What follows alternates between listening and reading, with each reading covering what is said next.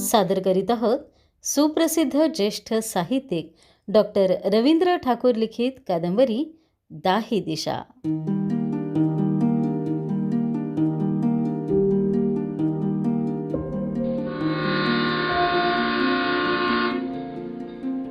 भाग 58. दिवाळीला अक्का येणार होती म्हणून 2 दिवसांसाठी तो गावाकडे जाऊन आला. अक्का भेटली की त्याला अजूनही ते जुने दिवस आठवतात. दोघं बहीण भाऊ फॅक्टरीत रोजंदारीवर कामावर जात. कधी शेतात कापूस वेचायला तर कधी उडीद मुगाच्या शेंगा तोडायला जात. तेवढेच 2 पैसे आणि शेंगांचे वाटे घरात आले म्हणजे मायलाही बरं वाटे. मग तीही मुलांना आवडेल ते करून खाऊ घालायची. पुढे अक्काचं लग्न झालं आणि सगळंच थांबलं. पण अक्काच्या मागे लागलेला कष्टाचा ससेमिरा मात्र कधीच थांबला नाही. उलट तो नव्या जोमाने पाठीशी लागला. शिवाय त्यात आता सासूरवासाची भर पडली. अक्काचा तो तळतळाट त्याला अजूनही जसाच्या तसा आठवतो. सासरी गेल्यापासून तिचं साधं पत्र नव्हतं की कुठला निरोप नव्हता. त्या दिवशी आखाजीसाठी ती पहिल्यांदाच माहेरी आली होती आणि घरात पाय पडलाही नाही. तोच आईला उद्देशून ती म्हणाली होती, पोरी जड झायात ते हेर म लोटी देव, पण त्यासनं लगन ना करी देव, म्हणजे मग ढोकी देखानी बी गरज पडत नाही. अक्काचा तो संताप पाहून तिच्यापेक्षा आईच अधिक रडली होती. अजूनही ती आली म्हणजे आईच्या गळ्यात पडून रड रड रडते. तिच्या सासूरवासाच्या एक एक कथा ऐकताना दिवस कसे जातात तेच कळत नाही. पण त्यातूनही तिच्या मनाला एक विरंगुळा मिळतो. 4 दिवस मन हलकं करून ती आपली कच्ची बच्ची कडेवर घेते आणि आखाजीला घ्यायला आला तर जरूर येईन एवढं आश्वासन देऊन निघून जाते. चंदूच्या वागण्यामुळे झालेल्या त्रासाबद्दल भाऊंनी बराच मनस्ताप व्यक्त केला. औरंगाबादला घेतलेलं ॲडमिशन रद्द न करता किंवा कुठलीही मूळ कागदपत्र परत न घेताच महाशय पळून आले होते. ट्रू कॉप्यांच्या आधारावर त्याने 40 गावला ॲडमिशन घेतलं होतं खरं, परंतु मूळ कागदपत्रांशिवाय पुढे परीक्षा फॉर्म भरता येणार नव्हता.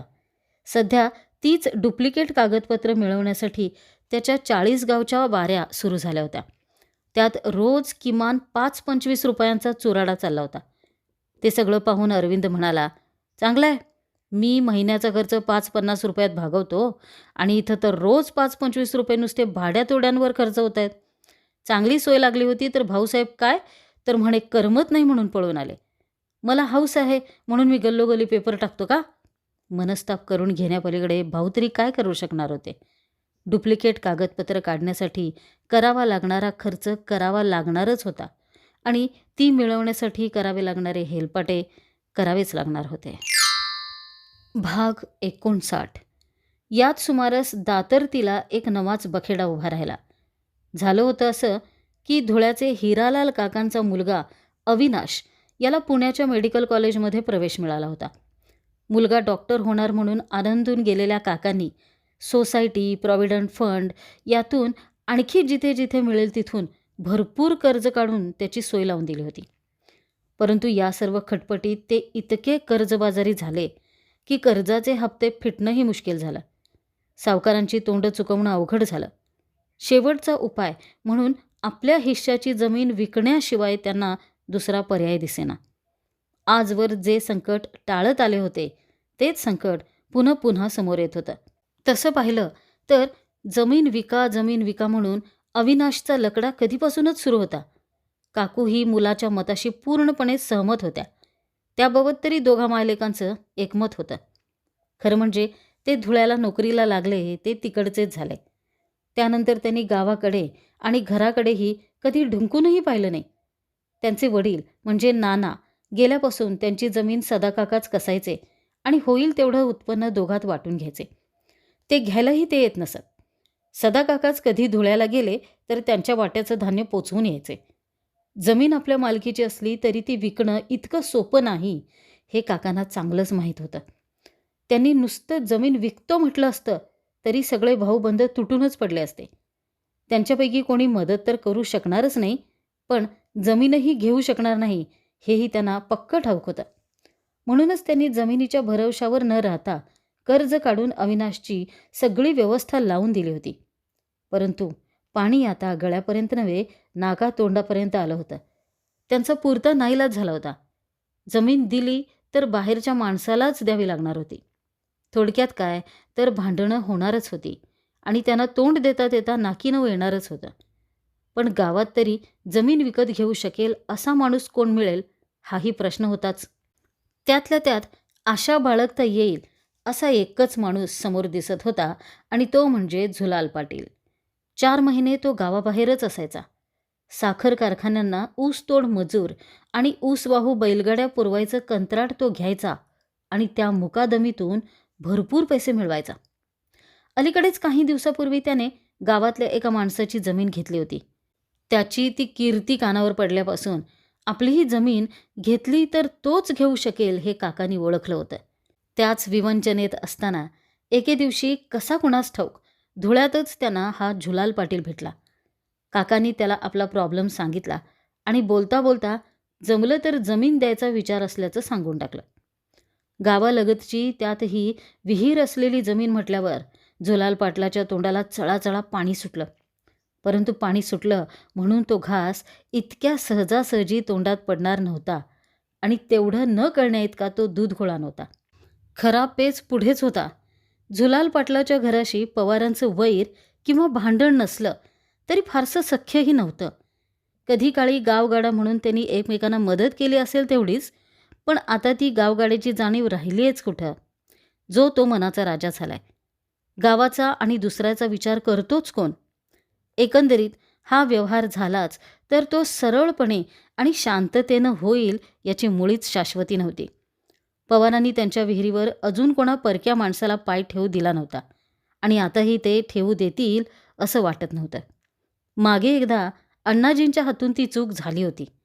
डोक्यावर झालेलं कर्ज फेडण्यासाठी त्यांनी नवं कर्ज काढलं होतं. म्हणजे वडगावच्या एका दुकानदार वाण्याला जमिनीचा तुकडा गहाण देऊन त्याच्याकडून कर्ज उचललं होतं. दिलेल्या मुदतीत पैसे फिटले नाहीत तर मूळ मालकाची जमिनीवरची मालकी संपुष्टात येईल असं त्यांनी लिहूनच घेतलं होतं. खरं म्हणजे त्याला जमीन नकोच होती. पवारांची जमीन बळकावणं इतकं सोपं नाही हे त्यालाही माहीत होतं. त्याला फक्त व्याज खायचं होतं आणि तेवढ्यासाठी केवळ तारण म्हणून त्याने जमीन लिहून घेतली होती.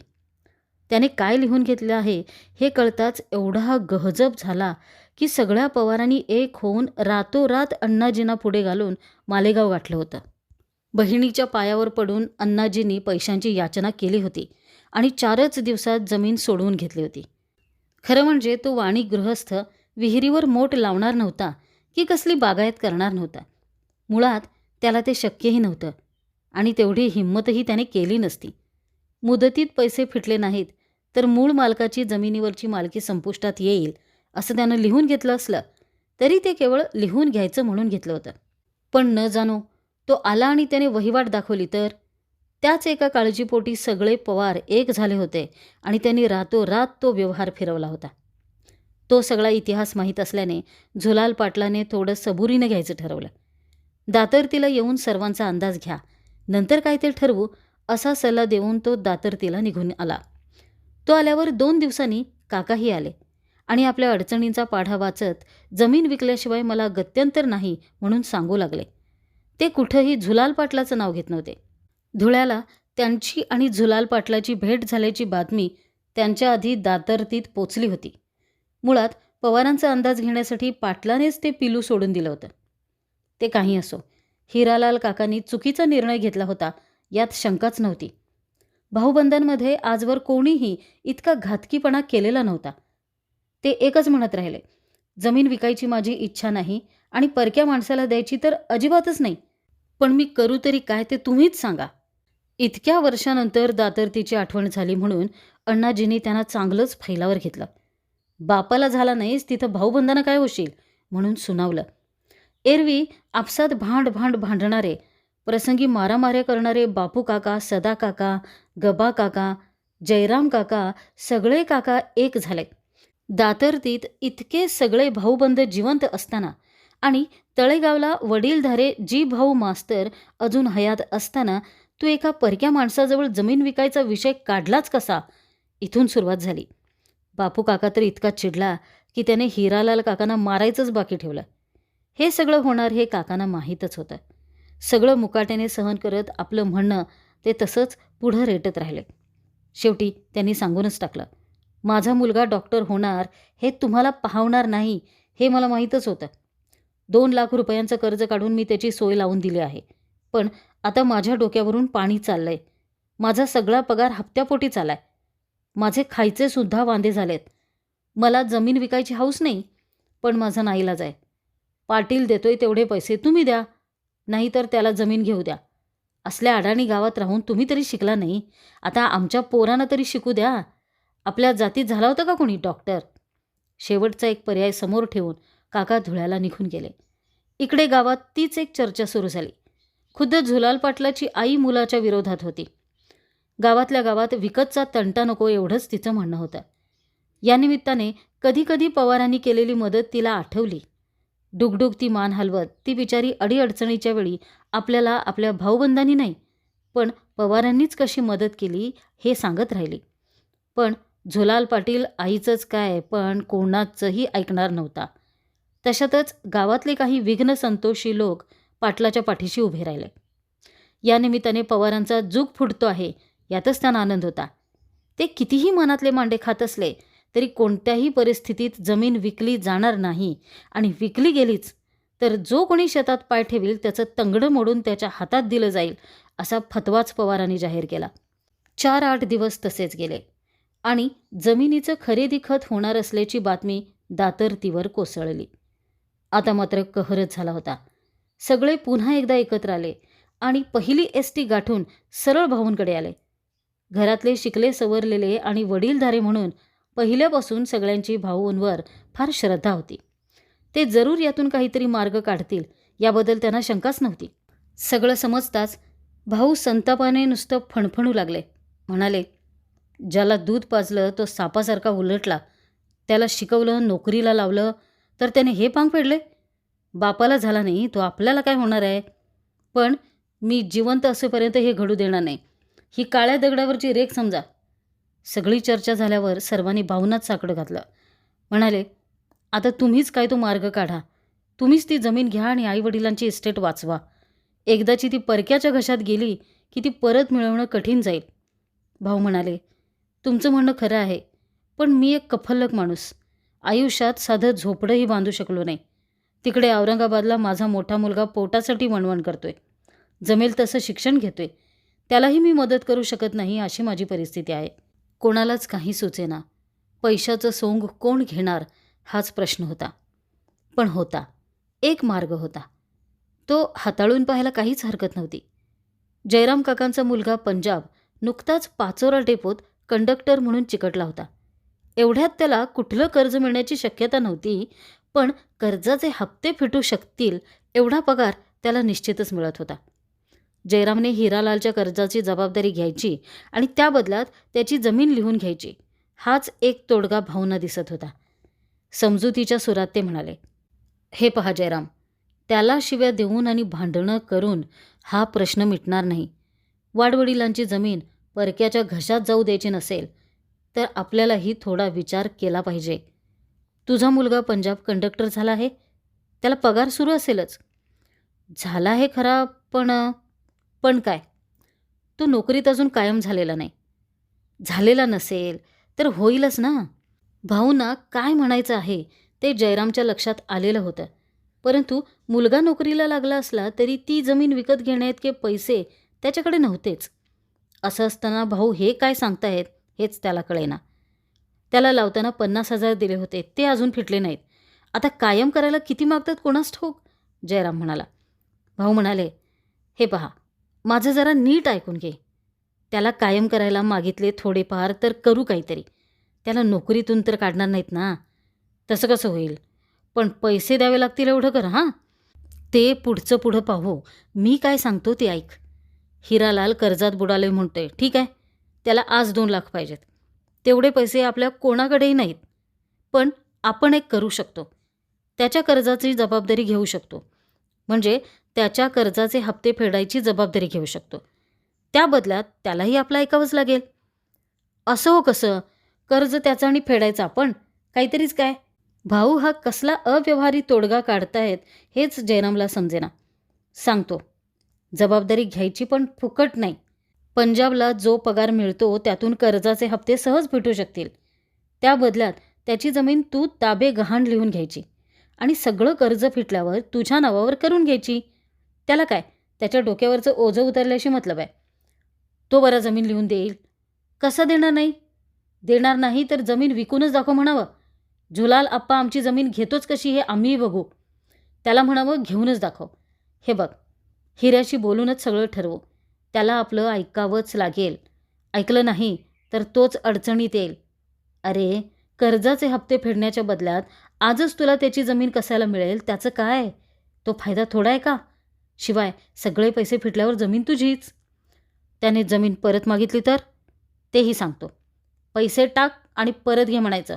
मुलगा डॉक्टर होतोय, मग काय? उद्या तो खोऱ्यानं पैसा ओढणार आहे. होऊ दे, त्याचा मुलगा डॉक्टर होतोय, होऊ दे. त्यात आम्हाला आनंदच आहे. अरे, यालाच भाऊबंदकी म्हणतात. एकमेकाच्या अडीअडचणीला आपण धावून यायचं असतं. त्यासाठी दुसऱ्यांच्या तोंडाकडे पाहायचं नसतं. भाऊनी एवढं समजावून सांगितलं तरी जयराम काकाला ते मुळीच पटत नव्हतं. त्याने पुन्हा अडचणींचा पाढा वाचायला सुरुवात केली. म्हणाला, यावर्षी शोभाचं लग्न करायलाच पाहिजे. पंजाबसाठी आतापासूनच स्थळं सांगून यायला लागलेत. तेव्हा पैसे कुठले आणायचे? तेही सांगणारच होतो.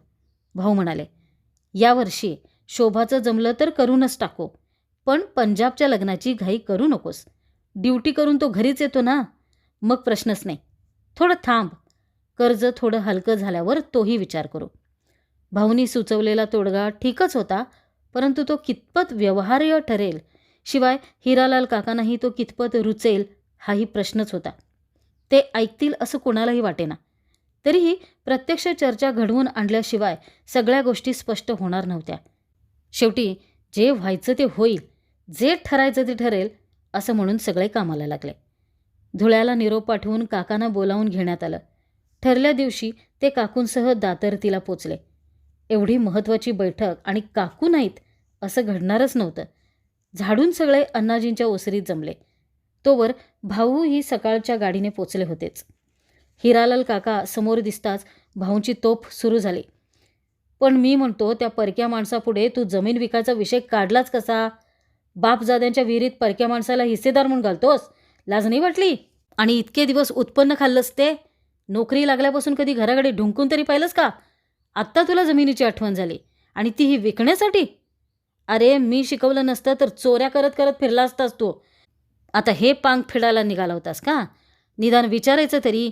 भाऊबंद काही मेले नव्हते. काहीतरी मार्ग निघालाच असता. भाऊबंदांकडे तेवढे पैसे कुठले?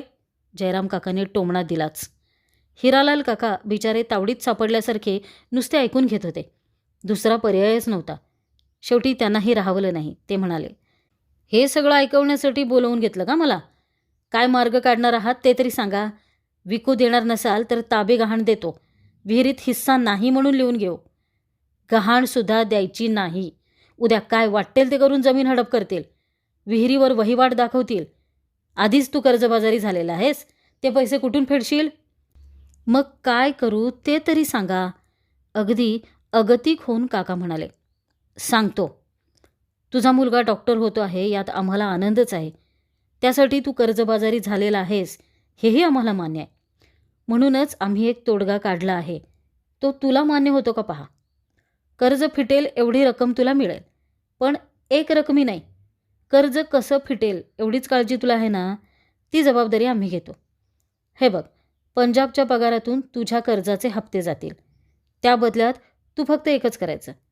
तुझी जमीन जयरामला ताबे गहाण द्यायची आणि कर्ज फिटेल त्या दिवशी खरेदी खत करायचं. तुझं कर्जही फिटून जाईल आणि आपला हेतूही साध्य होईल. पुढे आलेला तोडगा काकांना मान्य असला तरी काकूंना अजिबात मान्य नव्हता. काका अगदी गप्पच बसले होते. भाऊबंदांसाठी ते सगळं ऐकायला तयार होते. नव्हे, ते मनाशी तशी तयारी करूनच आलेले होते. परंतु काकू ऐकायला तयार नव्हत्या. असं कसं? काकू म्हणाल्या, जमीन लिहून घेतली आणि हप्ते फेडले नाहीत तर? त्यापेक्षा एक रकमी पैसे मिळाले तर आजच आम्ही कर्जातून मोकळे होतो. असं होईलच कसं? भाऊ म्हणाले, आम्ही इथं कशाला बसलोय? सगळे पैसे फिटल्याशिवाय जमीन जयरामच्या नावावर होणार नाही. ती काळजी तू करू नकोस.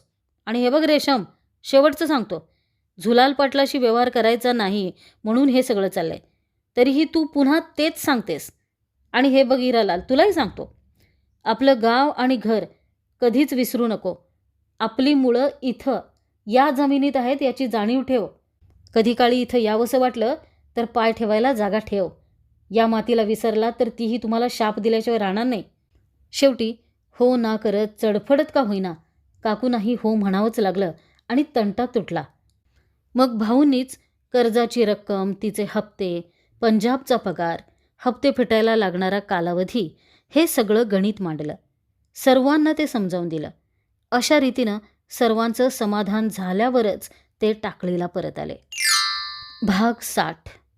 अभ्यासाच्या धबडग्यात दुसरी टर्म कधी संपली तेच कळालं नाही. पाहता पाहता परीक्षा जवळ आली.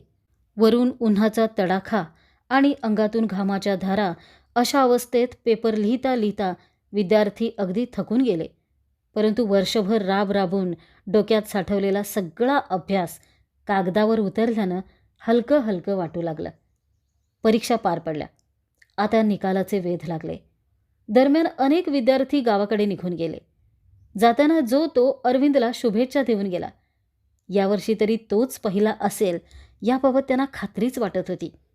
काही जण आता पुढे काय करायचं यासाठी ताटकळत थांबले होते. MA झालं म्हणून नोकरी तर काय वाढून ठेवल्यासारखी मिळणार नव्हती. आता पुढं काय करायचं या विचारानं डोकी भणभणत होती. पहिला नंबर मुरू दे, MAच्या निकालानंतर निदान पार्ट टाईम का होईना प्राध्यापकाची नोकरी मिळायला पाहिजे होती. तसं काही झालं तरच एवढ्या खस्ता खाल्ल्या त्याचं चीज होणार होतं. पण कुठं जागा असली तरी आपल्याला विचारतोच कोण, योग्यता असली तरी आपलं आहेच कोण, हीच एक चिंता काळीच कुरतडत होती. MA झालेले, MA BEd होऊन बाहेर पडलेले कित्येक विद्यार्थी नोकरी धंद्यासाठी वणवणत होते. शेजारच्या खोलीत राहणारा क्षीरसागर एकही मुलाखत चुकवत नसे. आजवर तो अनेक ठिकाणी ठोकरा खाऊन आला होता. तरीही त्याचा उत्साह टिकून होता. रोज विभागात जाऊन कुठलं पत्र आले का ते पाहणं हा त्याचा नित्यक्रम असायचा. मुलाखत देऊन आला की तिथल्या रंजक कथा तो हमखास ऐकवायचा. एके दिवशी रात्री तो 10-10:30 वाजता आला तो शिव्या देतच. म्हणाला, मुलाखतीचा फार्स करून आलो. साल्याना मागच्या वर्षी घेतलेला माणूस कायम करायचा होता. घेताना त्याला कमिटीसमोर न आणताच घेतलेलं होतं. त्याला रीतसर करून घ्यायचं तर कमिटीसमोर आणायलाच पाहिजे होतं. म्हणून मग साल्यानी आम्हाला मस्तपैकी साबुदाणे समजून वापरून घेतला. एकट्याचा इंटरव्ह्यू कसा घेणार? कोणीतरी स्पर्धक लागेलच ना. आम्ही साले भाडं तोडं खर्च करून तडफडत गेलो आणि झक मारून आलो. आता परवा मनमाडला जायची खाज आहेच. तिथंही काय होतं ते बघू. सगळीकडे साली तीच बोंब. माझा, तुझा, याचा, त्याचा असाच सगळा प्रकार असतो. साल्यांचं सगळं आधीच ठरलेलं असतं. मुलाखती हा नुसता फार्स असतो. विद्यापीठाचे सब्जेक्ट एक्सपर्टसुद्धा त्यांनाच विकलेले असतात. इथे मारे गुणवत्तेच्या गप्पा मारतात आणि तिथे संस्थेच्या लोकांपुढे शेपटं घालतात. वरून म्हणतात, आमच्या एकाच्या मताने काहीच फरक पडत नाही हो, त्यामुळे फार नाईलाज होतो. काय करणार? पण काळजी करू नका, होईल कुठं ना कुठं तुमचं काम, होऊन जाईल. आत्ता कुठे तुमची सुरुवात आहे. कसलं काय हो, बोलाचा भात आणि बोलाची कढी, जेवून तृप्त कोण झाला? काही खरं नाही. एवढं शिकून ना आपल्याला सुख ना आपल्यापासून दुसऱ्या कोणाला सुख. झक मारले आणि MA झालो असं झालंय. पण आता दुसरं काही करता येण्यासारखं नाही. MA केलं त्यापेक्षा टायपिंग शिकलो असतं तर बरं झालं असतं. निदान DEd केलं असतं तर शाळा मास्तर तरी झालं असतो. पण आता तीही वेळ टळून गेली. त्याच वेळी तो शहाणपणा सुचला असता तर बरं झालं असतं. अशोक म्हणाला, आता तिथंही डोनेशन सुरू झालंय. शिक्षणासाठीही डोनेशन. नोकरी मिळेल की नाही ते पुढेच आहे. नोकरीसाठी पुन्हा डोनेशन द्यावं लागेल ते वेगळंच. क्षीरसागर म्हणाला, तसंच पुढे गावाकडे जावं असं वाटतं. परंतु मीच तो विचार रद्द केला. अहो, गावाकडे जाऊन तरी काय करायचं? तिथं जायची सुद्धा लाज वाटते. शहरात कशाची नोकरी करतोस म्हणून कोणी विचारलंस तर काय सांगायचं हो? त्यापेक्षा आय घालत इथंच दिवस काढलेले बरे. क्षीरसागरसारखे अनेक विद्यार्थी प्राध्यापक होऊन वर्षाच्या बोलीवर पोटावारी राबत होते. वर्ष संपलं रे संपलं की नोकरी जाईल की राहील याची शाश्वती नसायची. हलाखी इतकी की कटिंगसुद्धा उदारीवर करावी लागायची. पण करणार काय? नेमणुकीला मंजुरी आली तरच पगार, आणि तोही संस्था देईल तेवढाच. पण आज ना उद्या तो मिळेल या आशेवर राबत राहायचं. अनेक ठिकाणी तर कामावर घेतलं तरी ऑर्डर नको, ऑर्डर मिळाली तर पगार नको, आणि एवढं करून पगार निघालाच तर संस्थेला देणगी द्या म्हणून अडवणूक. रोख द्यायला पैसे कुठले, म्हणून मग पगारातूनच घ्या म्हणून पाय धरायचे. इथल्यापेक्षा दुसरीकडे बरं असेल म्हणून तिकडे धाव घ्यायची, तर तिथेही तेच. किंबहुना त्याहूनही वाईटच अनुभव वाढून ठेवलेले असायचे. अरविंद विचार करत राहायचा, उद्या आपल्यावरही हीच वेळ येणार आहे. क्षीरसागर म्हणतो ते खरंच आहे. आपल्याला ही डीएड व्हायची संधी आलेली होती. कुरुंदवाडहून आलेलं ते पत्र त्याला अजूनही आठवतंय. तीही डोनेशन दिल्याशिवाय, पण आपणच ती घालवली. साहित्याची भलती आवड तुम्हाला, आता भोगा त्याची फळं. शिक्षणावरचा विश्वास उडून जावा अशी परिस्थिती ओढवली होती. कुठंच काही न मिळालेले विद्यार्थी गावाकडे जाण्याऐवजी विद्यापीठातच एम.फिल किंवा PhDला नंबर लावायचे, आणि एम.फिलला मास्टर ऑफ फालम फोक आणि PhDला पिवळी चिडी किंवा पिवळी चड्डी म्हणत संशोधन करत दिवस ढकलायचे. कोणी सध्या काय करतोस म्हणून विचारलं तर सांगायला तेवढंच बरं असायचं. सध्या वेडूचाही तोच विचार चालला होता. तो म्हणतच होता, लागलाच नंबर तर निदान मास्टर ऑफ फालम फोक तरी करतो. तेवढ्यात अनेक विद्यार्थ्यांनी BEdचे फॉर्म भरायला सुरुवात केली. MA झाल्यावर नोकरी नाही तर निदान BEdची डिग्री तरी पदरात पाडून घेऊ म्हणून विद्यार्थी कामाला लागले. सर्वांसोबत अरविंदनेही अर्ज भरला. अशोकने लायब्ररी सायन्सचा कोर्स करायचं ठरवलं होतं, तर निशिकांत बँकेच्या परीक्षा देणार होता. 8-10 दिवसांनी कॉलेजवर जाऊन पाहिलं तर निवड झालेल्या विद्यार्थ्यांची यादी नोटीस बोर्डवर लागली होती. गंमत अशी की अपेक्षा नसताना अरविंदचा नंबर लागलेला होता. नंबर लागला खरा, पण प्रवेश फी भरायला 250 रुपये लागणार होते, आणि तेवढे अरविंदच्या बापाजवळही नव्हते. परंतु काहीतरी मार्ग काढायलाच पाहिजे होता. गावाकडे जायचं म्हटलं तरी निदान 5-25 तरी खिशात पाहिजे होते, मग पुढच्या गोष्टी. सरांचा सल्ला घेतला तर ते म्हणाले, चांगला आहे, त्या डिग्रीचा झाला तर फायदाच होईल, त्यात नुकसान तर नाही. एखादी जास्तीची तलवार असू द्या कमरेला. सरांचं म्हणणं त्याला पटलं, पण पैशांचा प्रश्न कसा सोडवायचा हा प्रश्न होताच. 4 दिवसात पैसे भरले नाहीत तर मिळालेला प्रवेश आपोआपच रद्द होणार होता. त्यातच 4 दिवसातले 2 दिवस काय करावं, कसं करावं या विचारातच निघून गेले होते. शेवटी इकडून तिकडून जोडजाड करून त्याने घराचा रस्ता धरला. सगळा वृत्तांत ऐकून भाऊ पुन्हा काळजीत पडले. माईच्या लग्नासाठी काढलेलं कर्ज अजून फिटलं नव्हतं, तोवर ही बला कोसळली होती. आर्थिक विवंचना नेहमीचीच असली तरी मुलाला BEdला नंबर लागला याचा त्यांना आनंद झाला. MA झालेल्या माणसाला नोकरी मिळेल न मिळेल, पण BEd झालेल्या माणसाला कुठं ना कुठं शिक्षकाची का असेना नोकरी मिळते एवढं त्यांना माहीत होतं. घरात जेमतेम 150 निघाले. अजून निदान 100 तरी पाहिजेच होते. तेही त्यांनी दाताच्या कण्या करून सहकारी शिक्षकांकडून गोळा केले आणि अरविंदच्या हातावर ठेवले. परंतु या सगळ्या खटपटीत राहिलेल्या 2 दिवसापैकी 1 दिवस उलटून गेला होता. पैसे हातावर पडताच त्याने बस स्टॉप गाठला. सायंकाळी 5 वाजेच्या आत कॉलेजवर पोचणं आवश्यक होतं. 4 तासांच्या प्रवासानंतर बाबा पेट्रोल पंपावर उतरून तो धावतच कॉलेजवर पोचला. तेव्हा कॉलेजच्या घड्याळात 5:10 कमी होते. परंतु पैसे भरून घेणाऱ्या कारकुनाला ते मान्य नव्हतं. त्याच्या मते कॉलेजचं घड्याळ मागे होतं. थोडक्यात पैसे भरण्याची मुदत आणि वेळ निघून गेलेली होती. सबब तो आता कोणालाही दारात सुद्धा उभं करायला तयार नव्हता. त्याच्याशी वाद घालण्यात अर्थच नव्हता. वाद घातला तर तो साला आणखीच पिसाळला असता. अरविंद गयावया करू लागला तर जा प्राचार्य मॅडमना भेटा असं म्हणाला. प्राचार्य मॅडम कॉलेजपासून जवळच असलेल्या एका बंगलीवजा घरात राहायच्या. परंतु त्या रस्त्याच्या अनेक बंगल्यांमध्ये तो बंगला नेमका कोणता हे त्याला निश्चित माहीत नव्हतं. पण त्यांना भेटायला तर पाहिजेच होतं. तो अंदाजानेच त्या बंगल्याकडे पळत सुटला. कोणाला विचारावं म्हटलं तर रस्त्यावर मागे पुढे कोणीच दिसत नव्हतं. आता करावं तरी काय म्हणून तो असहाय्यपणे इकडे तिकडे पाहू लागला. तर अहो आश्चर्य, प्राचार्य मॅडमनीच त्याचा प्रश्न सोडवला. स्वतः मॅडम अंगणातल्या एका फुलझाडाखाली भाजी निवडत बसल्या होत्या. कोण आले म्हणून त्यांनी त्रासिकपणे फाटकाकडे पाहिलं. तीच संधी साधून अरविंदने दोन्ही हात जोडून त्यांना नमस्कार केला. आवाजात शक्य होईल तेवढी नम्रता ओतत तो म्हणाला, गाडी उशिरा आली मॅडम, त्यामुळे आज मला प्रवेश फी भरता आली नाही मॅडम. मग मांजरीसारखं फिसकारत मॅडम म्हणाल्या, उद्या भरले तर चालतील ना, एवढंच विचारायला आलो होतो. ऑफिसमधल्या कर्मचाऱ्यांनीच आपली भेट घ्यायला सांगितली म्हणून चालतील. हाड म्हणून हाकलून द्यावं त्याप्रमाणे मॅडम म्हणाल्या. चला, एवढं तरी आश्वासन मिळालं ते बरं झालं म्हणून अरविंद खोलीवर निघून गेला. MAचा निकाल लागायचा होता तोवर BEdचं रुटीन सुरू झालं. रोज 11 ते 5 असा तासांचा नुसता धबडगा सुरू झाला. एक झाला की दुसरा आणि दुसरा झाला की तिसरा. मध्ये 15 मिनिटांची सुटी मिळायची तेवढंच.